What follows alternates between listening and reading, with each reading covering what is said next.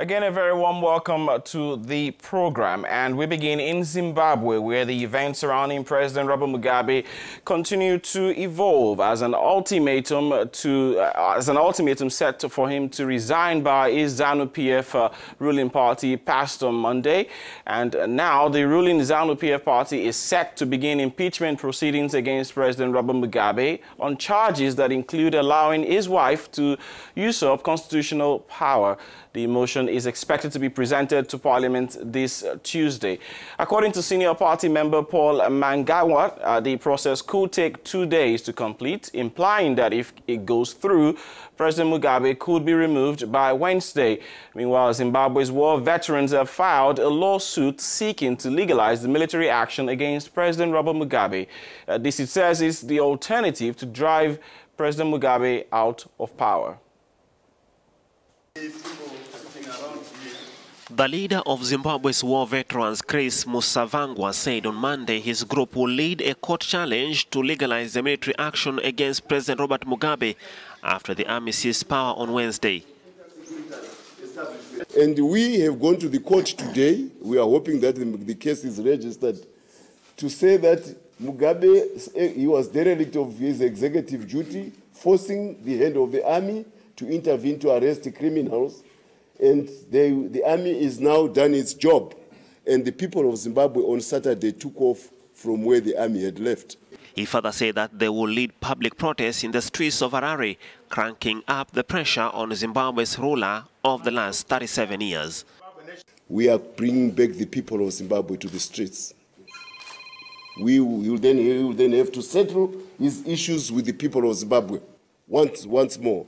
If last time there was 1 million and 1.5 million people, we are appealing to the people of Zimbabwe, those who came to bring another Zimbabwean, so that we double the crowd. Mugabe stunned Zimbabweans in a rambling speech by avoiding any mention of resignation, pledging instead to preside over a Congress next month of Zanu-PF, which had sacked him as its leader only hours earlier.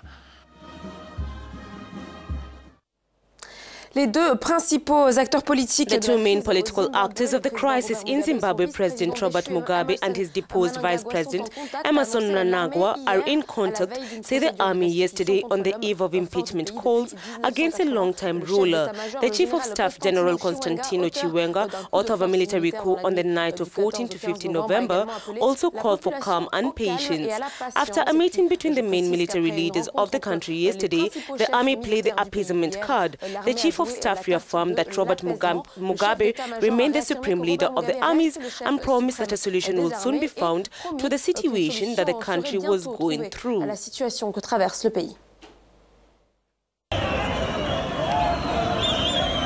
The army is playing the card of appeasement in Zimbabwe as the political crisis in the country seems to get bogged down. After a meeting between the country's top military leaders on Monday, the Chief of Staff reaffirmed that President Robert Mugabe remains the supreme leader of the army and promised that a solution would soon be found to the situation the country is going through. We, as the Zimbabwe Defense and Security Services, urge Zimbabweans to remain calm and patient, fully observing and respecting the laws of the country for the sustenance of the precious peace we should never lose. President Robert Mugabe is scheduled to meet with a council of ministers slated for Tuesday. A new meeting where he can confirm that he has indeed resumed contact with his former vice president, Emmerson Mnangagwa, who on Sunday was appointed by the Central Committee of Zanu-PF to be the leader of the ruling party, and whose return to Zimbabwe could defuse the political situation in the country. Well, joining us over the phone now to weigh in on the latest developments from Zimbabwe is Kelvin Jakachira. Kelvin, good morning, and we go straight to the point, Kelvin. Aren't we all just very surprised about the turn of events as we see them unfold in Zimbabwe? Tell us, do you think there is some sort of deal between President Mugabe and the military? He even appeared composed and not under any pressure when he delivered his address to the nation on Sunday. Isn't this worrisome, Kelvin?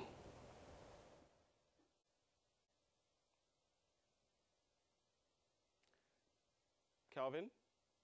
I doubt if there is some sort of deal between the president and the military. We need first of all to understand that there is no coup in Zimbabwe. The president is still very much in charge of the country. He is the president of the republic. And you may also be aware that tomorrow, on Tuesday, he has called for a cabinet meeting. This is suggesting that he is still the president in terms of the constitution of the country. And therefore, the military command must then give all the respect in terms of the country's constitution to the head of state. Kelvin, what we hear is that President Robert Mugabe had already drafted his resignation letter, but we're not sure if he will indeed step down today. If he doesn't and the impeachment process starts, will he remain the head of the country throughout this process? Issues to do with President Mugabe writing his letter is all speculation at the moment. There is nothing confirmed. We can only rely on official announcements. But as of now, it is just speculation. But what is a fact is that the process of impeachment President Mugabe has started, and the MPs on Tuesday attend Parliament to start the proceedings. According to what we are hearing from the Zanu-PF Deputy Secretary, Paul Mangwana, MPs will move to motion for impeachment and set up a parliamentary committee which will report back to the MPs and then they vote. And he is confident that within 24 hours they should be able to be done with that process. A transition appears to be eventually coming in Zimbabwe, whatever ways we look at it. Is it possible to see the opposition work with Zanu-PF to ensure a smooth process?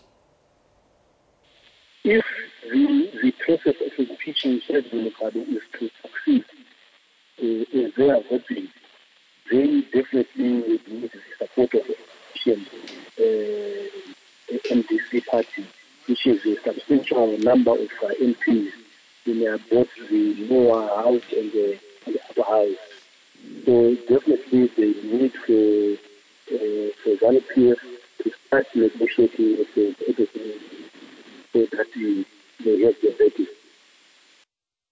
Well, our eyes are still fixated on Zimbabwe to keep monitoring the events in order to get updates on the situation. Kelvin, again, I'd like to thank you for speaking with us this morning. Kelvin Jakachira, Zimbabwean political analyst, speaking with us there from Harare, Zimbabwe. We'd like to also apologize for the poor quality of the sound there from Zimbabwe.